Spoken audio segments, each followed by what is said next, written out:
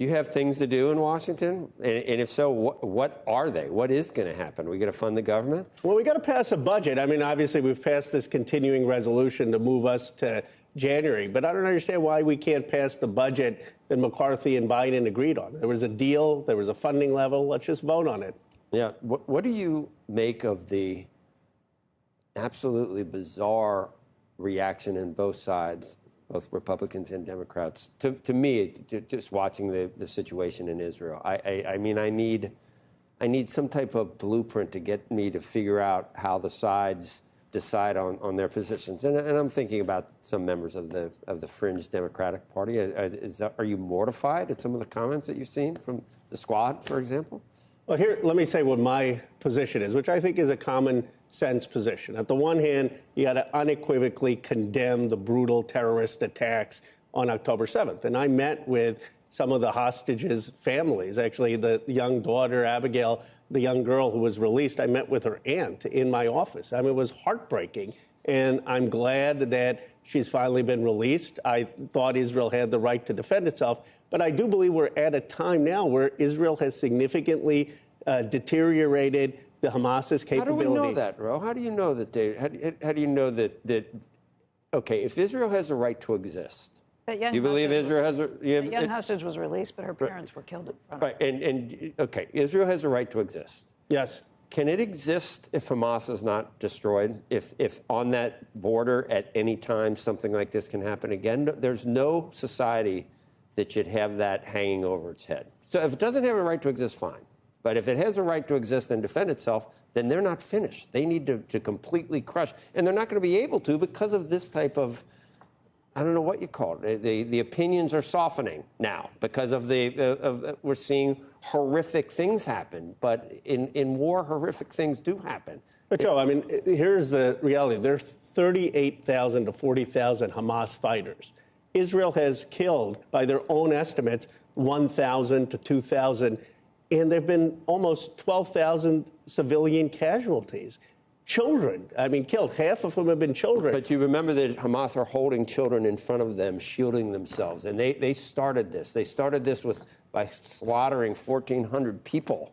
Yes, bro. No, so, I agree with you that Hamas is in hospitals. What choices does Israel have? If you do the math and you're actually going to try to eliminate all of the 40,000 Hamas fighters, you're talking about 300,000 civilian casualties, of 50% being children. I just don't think that is, from a humanitarian perspective, something we should do. So what can we do? We ought to diminish the military capability, make sure, and by the way, now they're going to have troops at the border, make sure there's no attack ever again like October 7th, which I don't think there will be given the northern Gaza military operation, and then have some negotiated peace, which doesn't involve Hamas. I'm not saying the condition for negotiation of Palestinian state should be the recognition of Israel, and Hamas right now does not recognize Israel. I agree they're a terrorist organization. If you were Iran and you were sort of the brains behind all this, which a lot of people think that it's exactly playing right into what they knew would happen and how they've orchestrated this whole thing. What eventually happens with Iran, Ro? What do we do?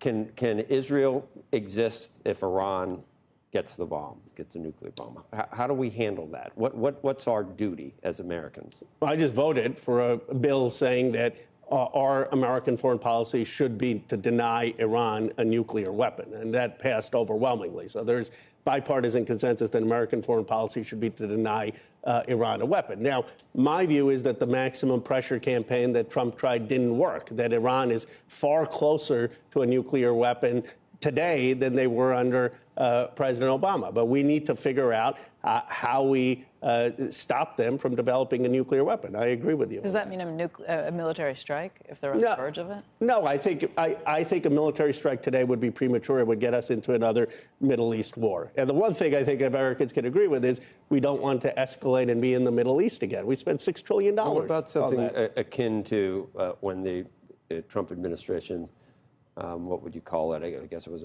you saw what happened to Suleiman. He was a Revolutionary Guard. Yeah. nothing happened after that. I mean, is that too much? I mean, you don't need a full-on military strike to show that you mean business. I don't think that would take out Iran's nuclear weapons. I mean, this is not like Iraq, where Israel had gone in. Well, now we're not just talking about that. We're talking about what are we up to now, and how many attacks on U.S. interests from proxies in Iran? We're up to about 80 or something, aren't we, or more? And we've defended ourselves. The President Biden, when we had hasn't stopped it, though, right? I think we've got to be very clear. Of course, if there's an attack on American troops, American interests, we've got to respond, and I would support responding. But the last thing we want is to escalate this into a war. I mean, you and I know, we've talked about China. I mean, we can't take our eye off the ball of the threat there and get into another. But we don't want a blue war. line Syria situation. That was another. Do you think that wasn't effective in terms of dealing with Syria? Syria was a huge disaster, but I don't know if there could have been a good policy with Assad. I mean, Assad was a brutal dictator. He gassed his own people. I don't think we should have gotten into war in Syria. And the question is then, what could have prevented Assad? I mean, he was a horrible human being. Can we shift gears and talk a little bit about OpenAI and what's happening? I am the tech congressman. This is like a foreign policy heavy discussion. Yeah, this is in your backyard, and it's roiled the valley. It's got everybody across the country paying attention, and maybe around the globe, too. What the heck happened? Becky, actually, you asked the perfect question, which is, why don't we know what happened, right? I mean, to me, if there's one headline, it should be, OpenAI's board should tell us what the concerns were. What we have speculated is it was this Q+ product that they're developing, artificial general intelligence that can solve complex math problems. And some people were concerned that this really wouldn't just be artificial intelligence deducting patterns, but actually computing things that could really cause safety concerns. We don't know. We should know. Every journalist should demand that OpenAI's board tell us what the safety concerns were. I mean, we've talked about that, because if this is something that truly is a threat to humanity, in the past, if it was the Manhattan Project, that was run by the government. It was not private companies or public companies that were funding this stuff. Now what? Do you have real concerns about this? I do. I think there should actually be an AI agency in the federal government that is overseeing the development of this technology and licensing the technology where appropriate. I mean, I do have concerns about it, but at the very least, we should know what happened. I mean, if it's not a concern, if folks who, like Sam Altman and others, think, okay, it's not as big a concern, then let the public know. Let the public know what the issues were. There's been a secrecy and a lack of transparency that I find concerning.